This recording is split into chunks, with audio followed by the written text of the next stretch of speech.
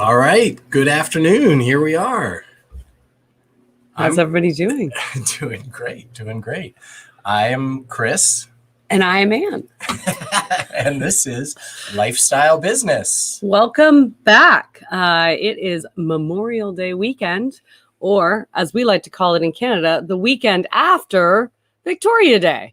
So we are in the midpoint on our way into the weekend, and we wanted to say hi to everyone. But first, let me tell you what you're in store for today. You've got in store for you today. We have a great show. We are going to be catching up with our friend, Andrew Hyde, and an inspiration to many.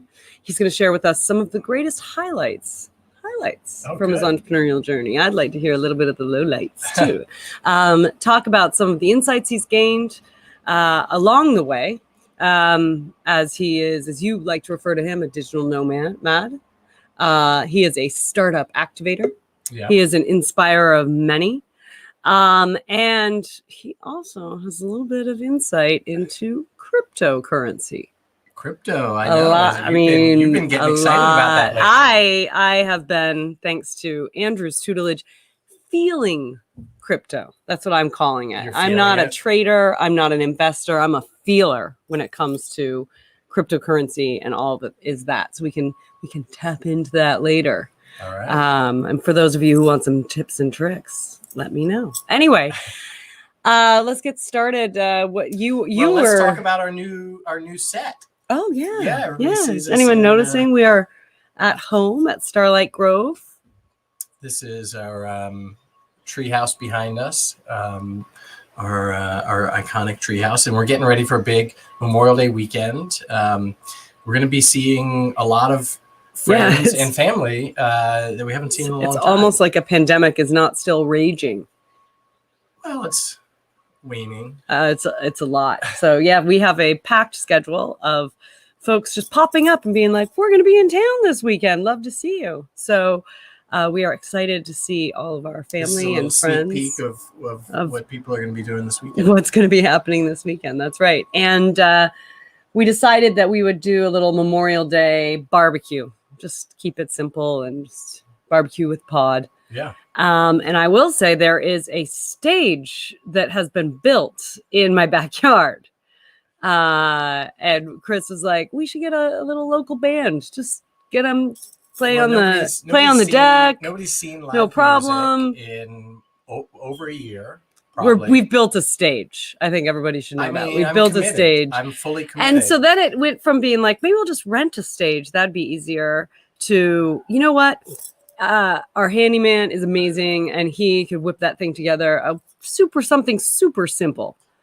Whip that together in a day. And he did.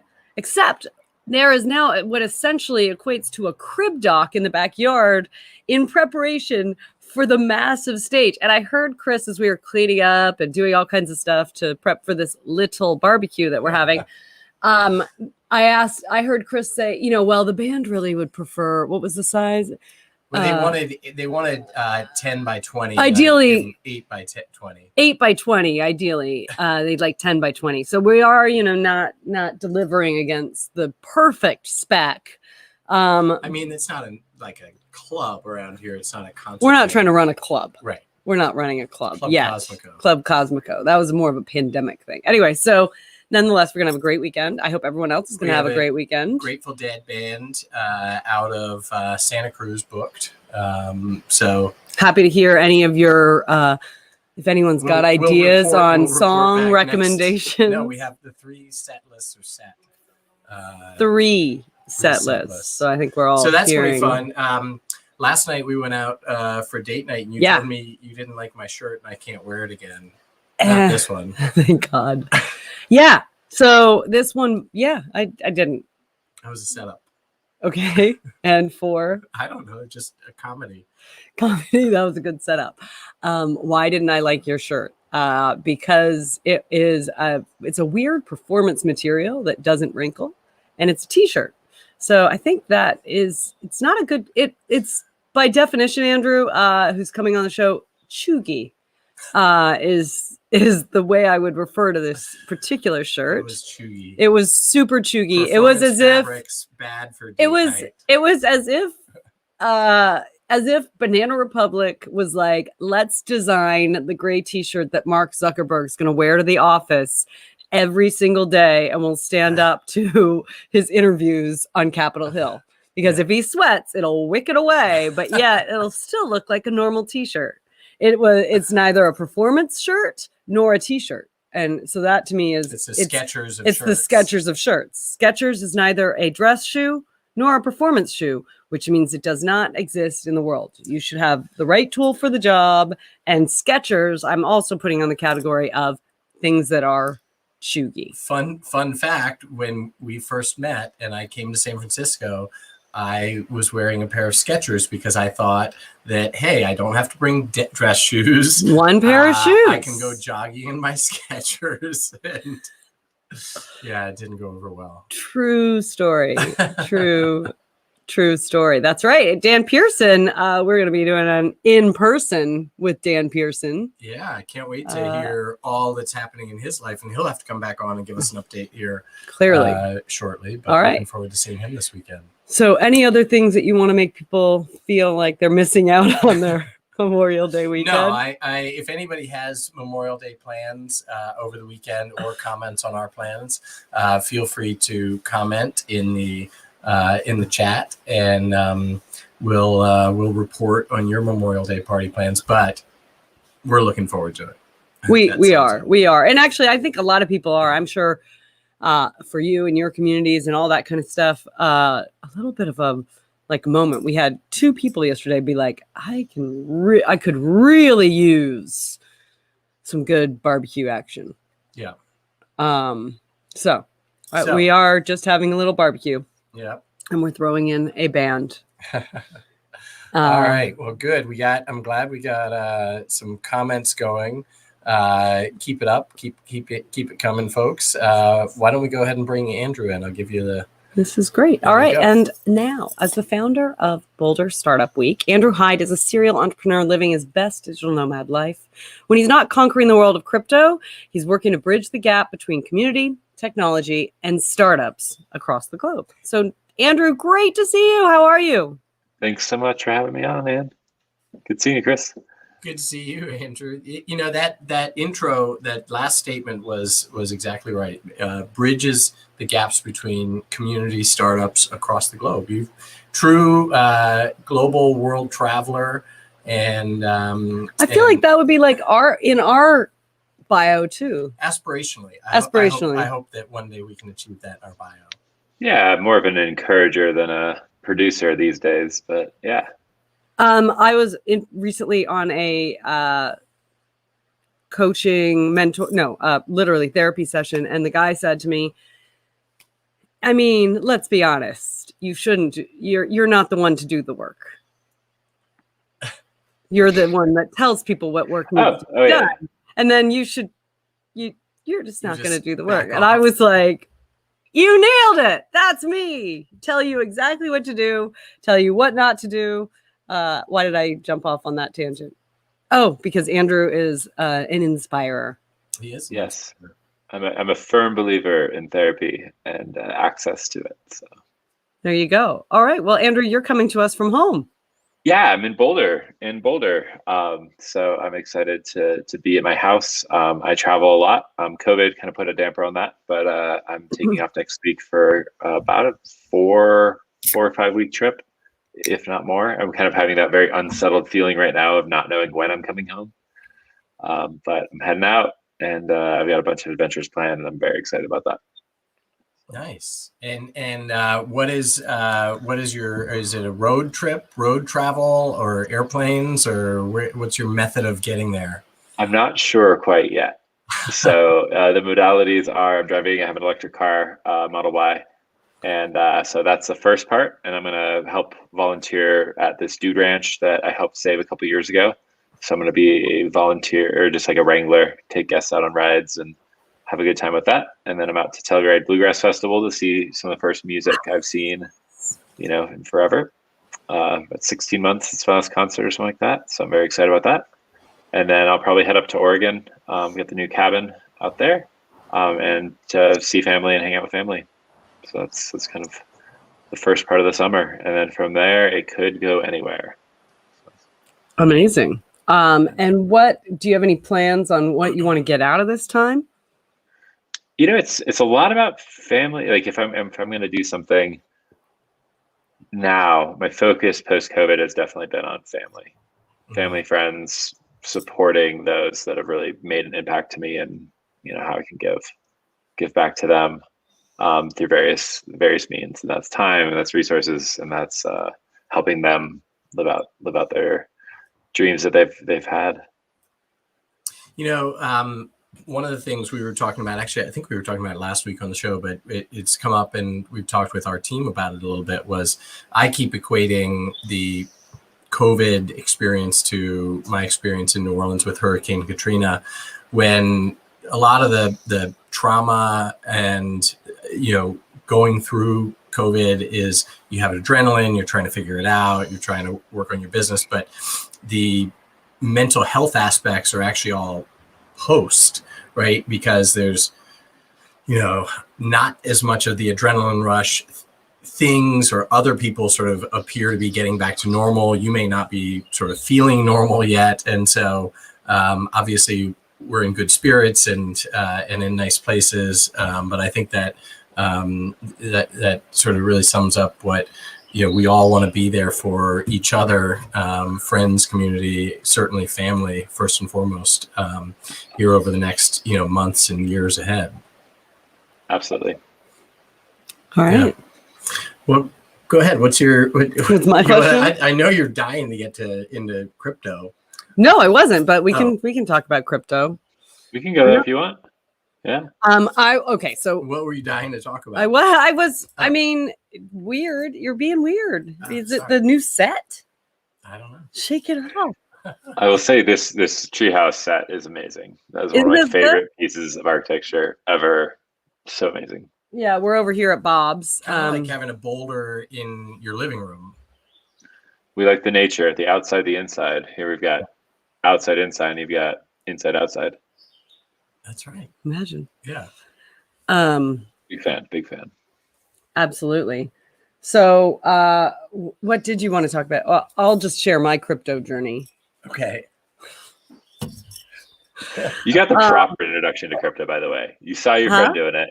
You got the absolute proper introduction to cryptocurrency, and that you saw your friend having a good time with it. You stepped in right before the first big correction of the year.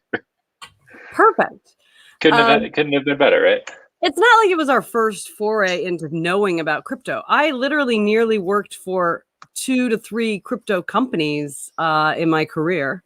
In fact, I worked for one that just like my entry into crypto purchasing, got out of crypto literally like the day that I started. So that's Dwala. That was Dwala. Remember that? They were like, we don't do crypto anymore. And Andreessen Horowitz was like, well, that's why we invest. Anyway, so we had actually, I remember it was Mardi Gras a couple of years ago, the last Mardi Gras Tuesday that we went to.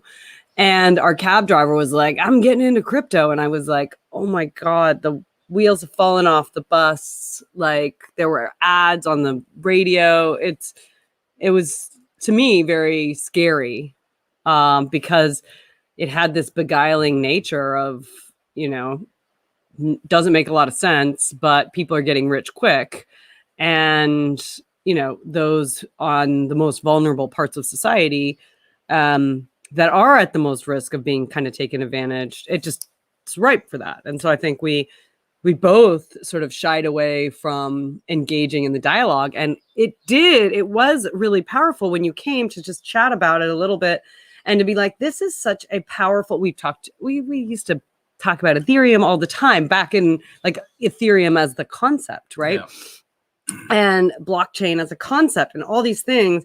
And we were like, we're losing a part of our relevance if we're not actually interested in learning about something that could be one of the most transformative technologies in our lifetime. And I don't think we've seen truly what will come of cryptocurrency or where that's going to go or how it's going to change the world. But I think we're seeing that it is here and there is something going on. Is that fair?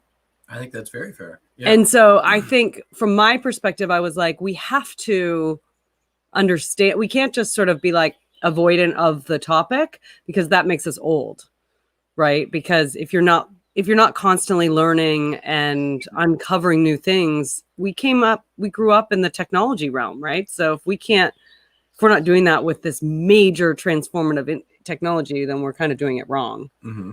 And so all that super long story was to say, the way I am approaching it is I can't intellectualize it if I don't feel it. So I can't like read the ups and the downs. Sure. And so I opened my Robinhood account and I, first of all, put $100 in. And then I was like, no, that's not enough. And so then I put $1,000 in. So I'm playing with a boys' weekend dinner out, basically budget. Perfect. And I was like, I'm going to do that. And then it allows you to feel it. So I'm like, oh yeah, it's down. Like my portfolio's down 40%. And that is an actual number. It's not like this obscure stock ticker. So for me, learning comes from feeling. So that's why that's my journey so far into crypto, and it's early days. And I kind of like that I was there for the volatility. I rode ETC up, made $100, put it back in, called it a day. So there you go, Andrew. There you go.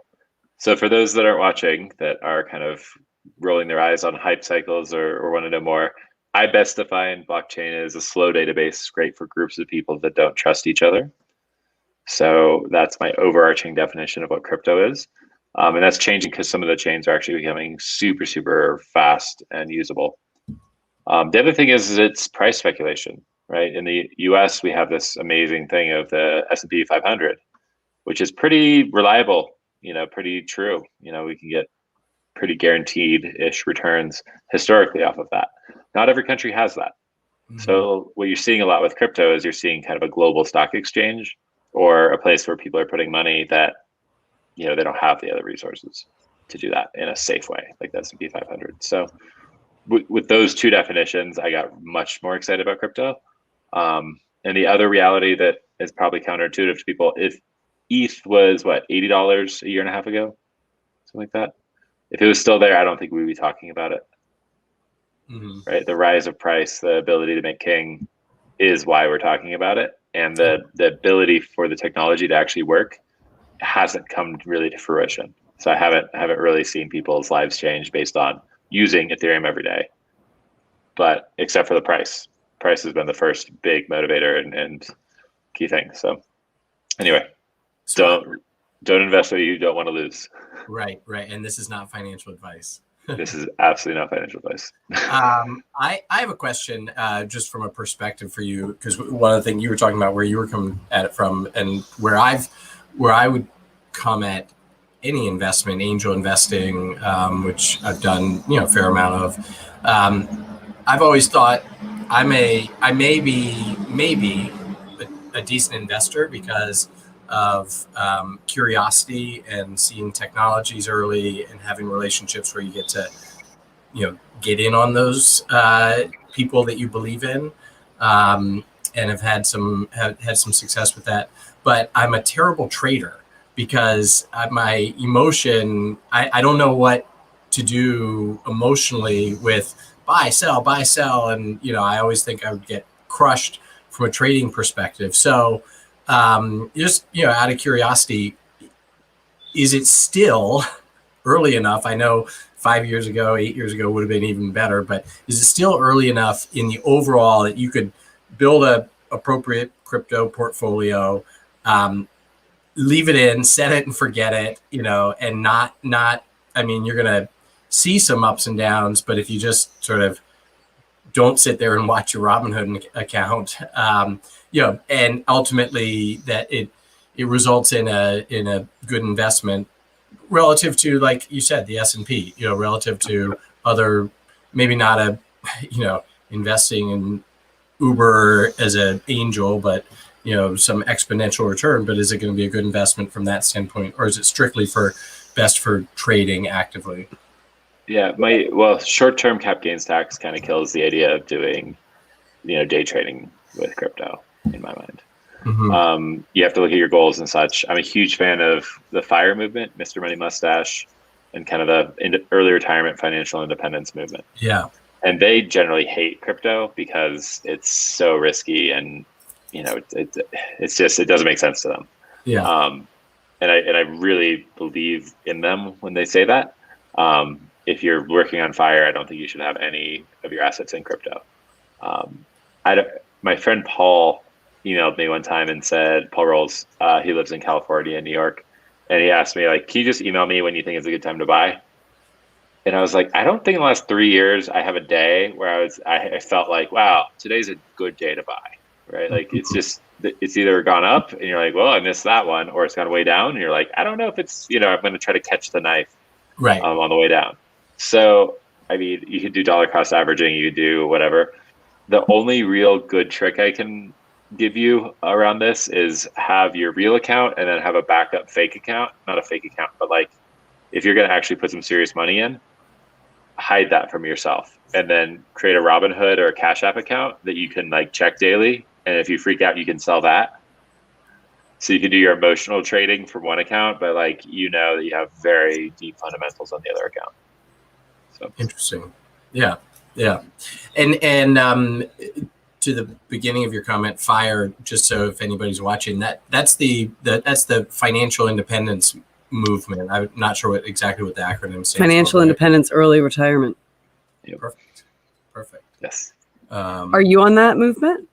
I love it. Yeah. Mr. Money lives in Longmont, about 20 minutes from me. I'm a member of his co-working space, and I mean, that blog changed my trajectory. It was a fantastic thing to come to me, and it really focused on being frugal and having goals, and realizing that your time is the most valuable asset you have, and how do you maximize that for enjoyment and impact. That's awesome. I mean, it aligns with a lot of the things we've been talking about with entrepreneurship and developing agency in your life. And one great way to develop agency is to have financial independence as early as possible, or while you're as young as possible, right? Or just having that goal, like that gives you freedom as well. Like if you're working jobs and you don't have an endpoint, you're just going to work harder until death. That's not necessarily happiness. Right. Yeah, yesterday I went on a hike. There's a local entrepreneur named Bart Foster in Boulder, and there's a huge trail run. It's supposed to be run, basically, called the Skyline Traverse in Boulder, which is a 22-mile, 8,000-foot elevation gain, just crazy, crazy day. And he gets, once a year, generally on a Wednesday, gets people to hike it with him. And I would expect 10, 15 people in most communities would show up to that if he really planned it out. And he puts out a text message and gets 50 to 60 people to show up to do this like pretty epic day. So I was doing that yesterday. And the idea was to talk and be open and vulnerable and really kind of go deep with a bunch of people. And one of the big topics yesterday was, we're doing this on a Wednesday, not a Saturday. And is that okay? Like, can you take the time off to do it? And who's taking time off? Are you retired? Are you unemployed? Are you underemployed? Are you like, what's going on? Why does Wednesday work? It's pretty interesting, but entrepreneurs still showed up.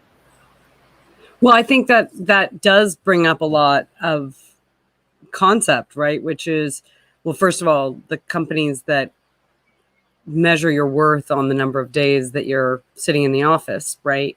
We all know that that's not the best measure. It's just the easiest measure. Sure. Right? It's the easiest thing that you don't have to actually provide subjective perspective on.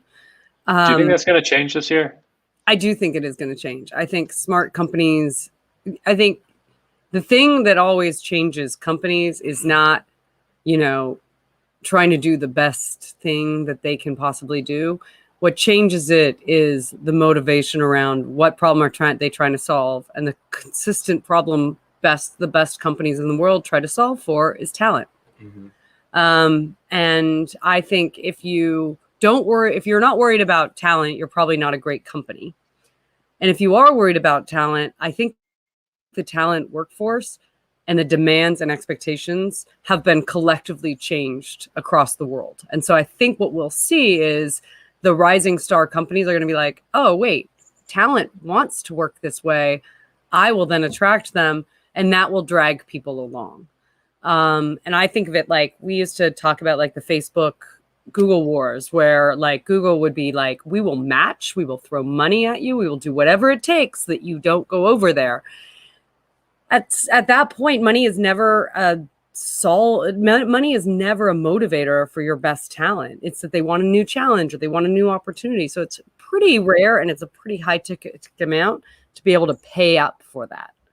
So I think when it comes down to talent wars, that's going to be the driver of what makes company change. It's not going to be culture or better management or thinking about the holistic of their employee. It's going to be about attracting the best employees they can possibly attract. Mm-hmm. And then you'll see people who are the conservative ones who are actually risk mitigation and financially driven. Retail, insurance, banking. All of a sudden, we just changed the game in terms of the financial underlying of their staffing. So they're like, great, I can hire someone cheaper in Tulsa, Oklahoma than having floors and floors of data jockeys sitting in New York City. Like, I don't need data jockeys. I literally need someone to manage a spreadsheet. That's going to change the talent landscape completely. And so I think, yes, I think it is going to change. How it changes and when it changes, it's probably a couple of years off, but it's here. It's amazing what we both have work shortages, and then people that are underemployed or just, not going back to work, they're being offered their job back and they're saying you need to come back to the office. And they're like, all right, thanks. This has been great.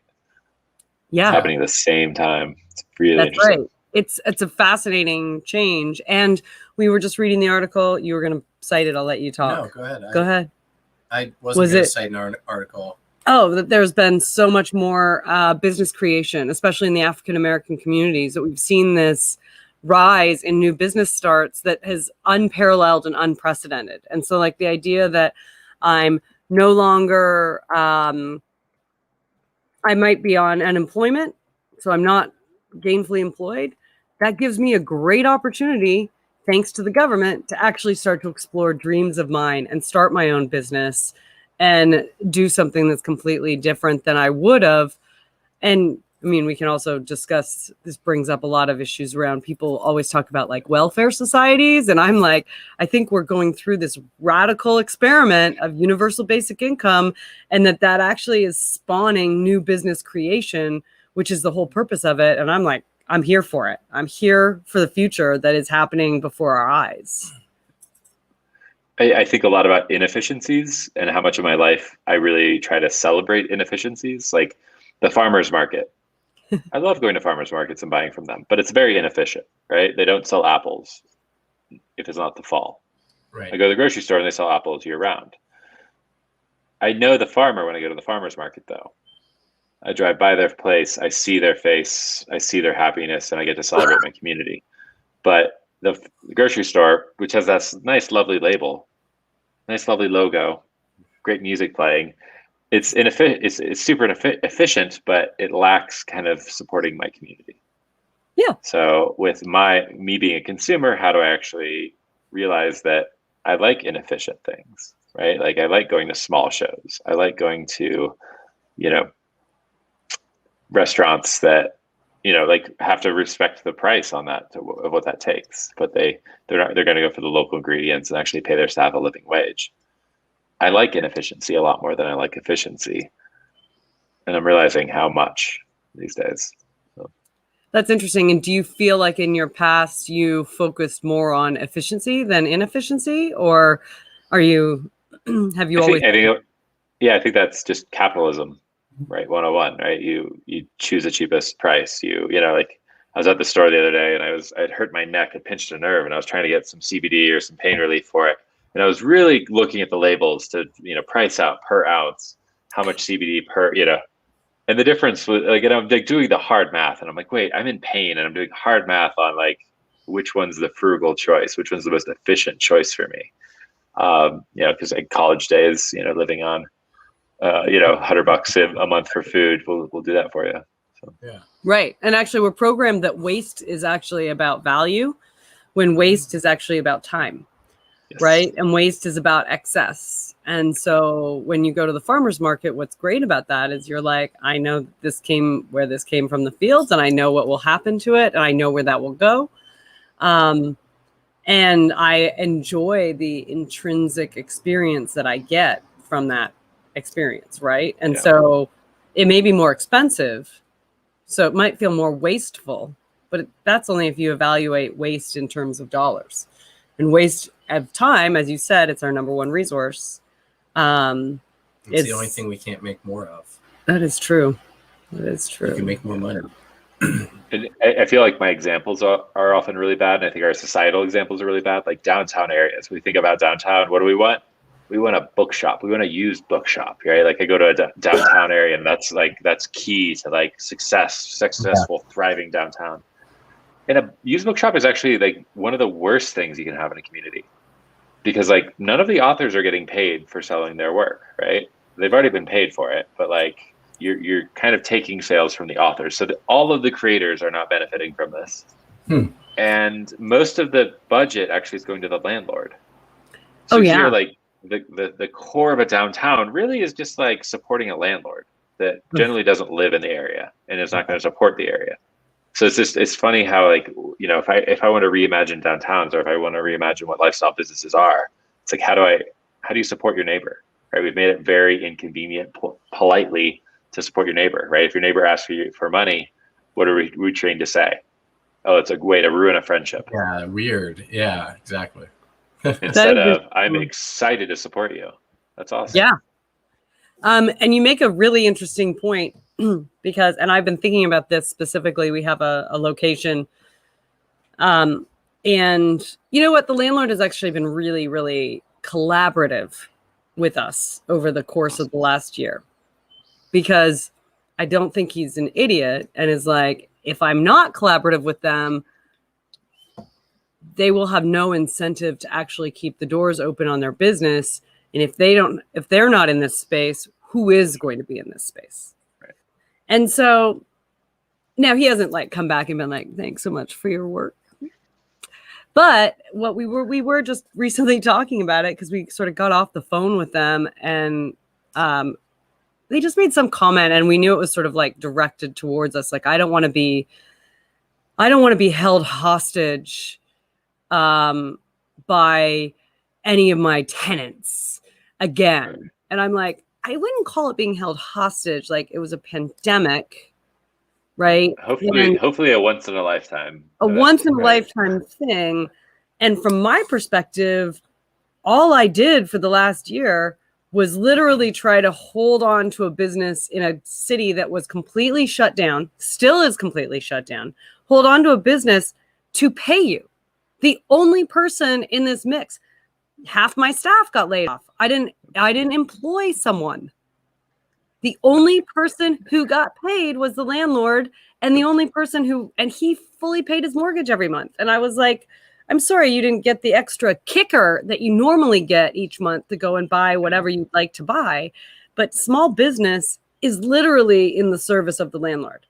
And the bookstore is a perfect example. You're like, how much profit margin is sitting there? All that profit margin, 99% of it, or 90% of their business is going to pay that landlord. Yeah. Like, landlords should just run these stores. Yeah. And then there's a coffee shop attached to it, right? And the coffee comes from a foreign country with products that are generally not made in the community. You know, like I just want us to reinvent what the most ideal way a community works, right? Like, I think the employees should be getting the fair share of the revenue, right? And I don't think the bosses, like, if you look at even a franchise, like let's look at McDonald's or Wendy's, right? Like, the biggest expense should be the employees. The second biggest expense should be the product, the food. The third biggest should be the commercial real estate. That's how I think it should be. Right. But it's not. It's generally the opposite, right? No, I mean, I think it's because all the commercial real estate guys are like, if you really look at the lords of the land, right? That is what it is. It's the most passive asset you can have, right? You can be across the country and own these buildings, do nothing with it. You lock some poor guy into a 10-year lease. You never actually have to talk to them again. Like, You don't pick up the phone. You don't even send them a Christmas card every Christmas. You don't get pralines or anything from your landlord. And if something goes wrong, it's so papered that you literally could take the person's house. Yeah. I think it's dreaming. Yeah. And pandemic proof, right? It's a recession proof investment, right? Because I mean, that's the unless it changes of even some of the business interruption insurance policies is they actually, anticipated, the pandemic and inserted that into their policies a few years ago. But I think that's I wonder what's gonna change, because I think there are more people thinking the way you're thinking. One of the things that I've been talking to people that I encourage and mentor, and I've been encouraging them. How do you pull real estate out of your business model, right? I think and these are local businesses. These are not necessarily tech startups or whatever. But I want to do a river rafting guide and fishing and everything but do you really need the storefront? Do you really need an expensive plot of land on the river that you're going to be, or can you just do this in a lightweight virtual way? I think all the restaurants have many restaurants, not all, but in areas like Healdsburg, and I'm assuming in Boulder too, a lot of them have increased their capacity. They've built parklets, they've built outdoor seating, and hopefully they get to keep that, because they're not paying a landlord for that, right? So businesses that are reopening, and as capacity reopens, all of a sudden you have 3x the capacity to serve customers, to serve meals, than you had previously. You just brought your real estate cost as relative to your potential gross sales down significantly. I mean, if I were opening a business in, let's say, a city like San Francisco or somewhere with very high real estate costs, the whole ghost kitchen, I would look for a little hole in the wall. I would get a big parklet, right? And you're not paying for that. I think people should be sort of thinking about how you bring relative to the economics of your business, bring the real estate costs into line, into what it should be. Well, I do think that's a fair point. Even if you are a tech company, I think the world of big campus life is going away. And so we always need to convene, but how we convene and where we convene and how we do that. And there's lots of great examples of companies that have done this before, but those convenings can be very effective, can actually have more benefit. And, you don't need to house all your little workers in a building. That's going to change the face of commercial real estate. And I know the asset manager wants to assure their high net worth individuals that are investing in their REITs that companies will need to convene again because culture is what drives that. As somebody, and you're in this world, as someone who's seen culture and worked deeply on the best companies on that specific area, you're like, everybody would tell you it has nothing to do with whether or not there's 50 floors in downtown Manhattan of employees. It has to do with how you work together as a team, how you make decisions. You can do that in different ways, and you can do that with a tenth of your floor plate or your footprint, right? That's going to have a massive impact. Yeah, absolutely. When I meet with entrepreneurs, generally, my first question is what's your goal? What's the goal of what you're doing, right? So if you're doing a startup, what's your goal? In 2 years, where do you expect to be? And very few of them actually escape this coffee meeting with me feeling very good. Because why are you doing this? Oh, I want to teach people this. Cool, that's a blog. That's not a startup, right? It's just what do you? I mean, most people want to be most people do startups because they don't want to have an asshole boss and they don't want to work on something they don't care about, right? They want to be impactful and work around good people, and there's not really a way to do that in a corporate job. There's not really a way to do that in a bank and kind of think about a traditional American job. So they go out and do the startup thing, but then they get caught up into venture capital. They get caught up into this, I must build the biggest thing possible to appease the investors or appease, the dreams of watching Hollywood shows. So, if they're I really want to just be happy. It's like, sweet. All right. So let's minimize your budget. Let's maximize, your income per hour and figure out how to do that and be super happy. And I don't know if that's just being overly hedonistic, but like, why doesn't that lead the conversation? And if that leads the conversation, suddenly your workspace has changed. Suddenly your employment has changed. Suddenly the way you spend your money and time has changed. And I don't know if we're ready for that as a society. We kind of have just been given a permission, with the great pause of COVID. But how are you coming back to work right now? And people are coming back to work and a week later just being like, nope, can't do this. I cannot. I'm angry. I'm sad. I'm not meeting my goals. Yeah. I think that and I like the way you framed it, the great pause. Everybody has been going through these sort of, existential, what do I want? What do I want to be doing? And I always refer to, that if I want to start a startup, right? And the first thing you do is you start, reading about it, or you go to your startup events in your community, or you get on TechCrunch and you get on the blogs, and all of the media is built by what we call the startup industrial complex. Everything, it's an ecosystem that works and generates incredible technologies, generates vast wealth. There's a reason there's an industrial complex around startups. But the subset of people who really want to do that and are really capable of doing that is very, very small relative to when you go to a meetup group or you go to one of these entrepreneur events, the people who are walking around saying, I got a startup, I want to start a startup, right? Most people don't want to end up, okay, do you want to run a business that eventually you are managing 1,000+ employees? Is that what your goal is in life, right? And very few people actually want that. So I think that creating that sort of, not off-ramp, but a realistic, what do you want, which is part of why this podcast is called Lifestyle Business, because a lot of those still are very, very valid business ideas, but they may not be a unicorn. You may not want to be a unicorn. Just go build the business you want to actually build and run. Actually, we were taught, we have a someone that we mentor, and I would say, I wouldn't call it mentoring, because when they don't do the things that you tell them to do, suggest, and then they do them like 2 years later, and then they're like, it's great. It is interesting because part of what you sometimes want to say is like, don't take any more capital. Don't do it. And they're like, well, we're not getting great terms. I'm like, you're not getting great terms because this is not meant to be that kind of business. And it's okay. This is actually a great business. You love this business. And wait a second, could you turn this business into $1 million a year business? Yes.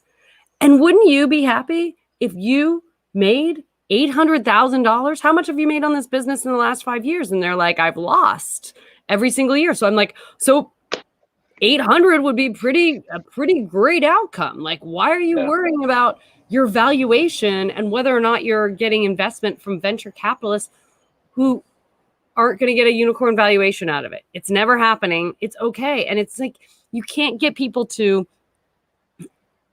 they want the drug and you're like, it's not going to help. You don't have ADHD. You don't need any Adderall. I fully agree with that. I'm going to plug one of my friend's startups. There's a coffee company out of Crested Butte, Colorado called First Descent. And it's instant coffee. They freeze dry, they roast locally, phenomenal coffee. And then they freeze dry it and they pack it up. And they've got this little setup. It's great. It's pretty, futuristic. It's phenomenally good as far as the product goes. So if you're on, going to the mountain, you've got your nice cup of gourmet coffee. And I met with the founders last week and I just was like, what are your goals? I did kind of my shtick of like, are you trying to get rich? Are you trying to get happy? Are you trying to make an impact? What do you want to do? And as a team of 5, I don't think they'd ever discuss that. But yet they're discussing investors and kind of going out and like, should we do venture capital? Should we not do that? And I was like, where is it that everybody could see that our goal is to max out this machine that we just bought? right? To max out the machine, we need to sell $500,000 or $250,000 of coffee a year. So to sell $250,000 of coffee a year, we need to do this as a team. Like, where's the unity on that? Yeah. Because you're talking about these things that are just going to add fuel, but you need to be so fundamental with what your goals are and have laser-like focus on meeting those, that it doesn't matter, if you raise money or look for capital or, do all that, unless you are all together on that vision. It's like, sweet, what do we want to do? We want to make people happy through coffee. We need to make the maximum amount of people happy through coffee. You know what you don't do? You don't do an unsustainable plant that'll last a year and everybody burns out and suddenly there's a fight between the founders and everybody leaves. Right? That is the worst thing you can do for your company. You can raise money at bad terms. You can raise money in the first place, right? So I mean, the best advice we had when we were doing fundraising on our Series A was this guy who, I mean, he was actually pretty great. Rarely do VCs just give it to you straight. Yeah. Right? And he was from the meeting one. He's like, I am here because this guy who is like the runner of the whole fund loves you guys and wants me to invest in you. I don't want to invest in you. I don't see it. I don't see this business as a good investment, right? First meeting. And we were like, lovely. Thanks, bud. And then they were like, no. And then he gets back. The founder was like, no, we still want to invest in them. I really believe in this. I'll personally invest. I'm going to personally invest. But I'm going to get this guy to run the due diligence program. So then we have to get back on the call. He's like, remember me, still not that into your business, but I'm doing it. We're going to do the due diligence process and we're probably going to invest, but I'm just letting you know, I'm not into it. And we're like, cool. Like, we don't like you. You're a real pain in the ass, but I got to give you some credit. And then finally, we've met him in person and he looks at us, he goes, I'm just going to say it to you straight. Like, you guys, what you do is not about scale. You are not about running 1,000 co-working spaces. You don't want to do it. You guys are about impact. You guys are about one-to-one relationships, mentorship, growth, success. All the things that Jim loves about you is because of the heart of your business. You two can run a really successful, good business, and you don't need to go raise a bunch of money to accelerate that business to the point where it's not a business you even recognize anymore, because the demands on you and what the business needs to do to deliver on that vision. And we were like very bummed, obviously. That's not great to hear, but it was also like the week before the pandemic happened. And so he obviously was very insightful because what are we going to, I mean, you can't. He also was like, you guys, the last thing you want to do is go be WeWork. Right. That was his point. He's like, you don't want to be WeWork. So you shouldn't bother raising any more money. You're fine. Just make this a business. Yeah. Anyway, I appreciate that. We want to be inefficient. We want to make a difference to people we care about and actually know. Yeah. Nothing wrong with that. There's nothing wrong with that. I think Ephraim Cornelius Rodriguez is watching this live stream, and one of my best friends. And we were at South by Southwest a couple years ago, and we watched a movie called Bigger, Stronger, Faster. I believe this is the name of it. But it's talking about how we grow up and all of our heroes are on TV. Hulk Hogan, all these sports saying, eat your Wheaties, eat your spinach, work hard, get ahead. And they're all taking testosterone. They're all taking all sorts of, illegal performance-enhancing drugs and telling the youth of the nation, just work hard. And then people did and said, well, I don't look like you. I didn't get happy like you were. And it's like, wow, our entire, entrepreneurial culture is fake it till you make it. And everybody's unhappy during that process. So somebody said Instagram was built on a platform of fake it till you make it. And then now everybody grew up and it was like, well, you're still faking it. Right. And that's why you see it kind of is dying as a platform, right? All the influencers faked it. And then all the, TikTok's exploding because it's raw, it's real. It's kind of hard to be a fake, in short form video. Right. It's hard to edit that. Yeah. So, right. Anyway. Edit it and make it compelling, right? Yep. We were all misled. I wasn't. All right. Well, this was. Go ahead. It was awesome to have you on today, Andrew. It was super fun to be with you in person a couple weeks back. That was really nice experience to get to be around friends again, and because we're all fully vaxxed, get to give each other a hug. And it was amazing. Yeah. You were the first 2 people I visited after kind of fully vaccinated. The work family. That was pretty cool. Yeah, it was awesome. Good. It was so fun. Yeah, it's great. All right. We will say so long, Andrew, and see you soon. And hopefully we'll see you very soon. Thanks, everybody. And yeah. Bye, Andrew. I love that piece of art that he's got rocking on that wall. Definitely not chuggy. He's got a great setup there. He does. That is sweet. We got to go visit him. Yeah, we're coming your way. All right. You ready to get this Memorial Day party started? We are going to get this. We are. I have one more meeting.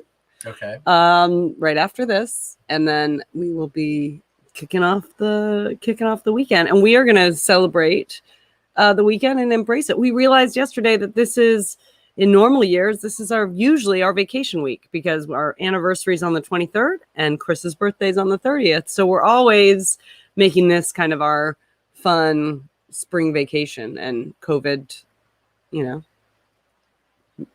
makes you forget that you take vacations. Right. So anyway, we're excited to have a fun weekend together and to see some friends and family, and it's going to be a great weekend. And happy birthday to Chris. Oh, thank you. Looking forward to a nice celebration weekend. Yeah. All right. Well, we will be back next week on Thursday again, same time, same place, maybe in the same place. I don't know if we'll be here or not. But as always, thanks to our guest, Andrew Hyde, today, and our producer, Ariel, who does all of the hard work so that we can sit here outside and have fun chats. And she keeps us in line. So thanks to Ariel. And I hope everybody has a very happy and safe Memorial Day weekend with friends and family and loved ones, and you get to relax and enjoy. We'll see you next week.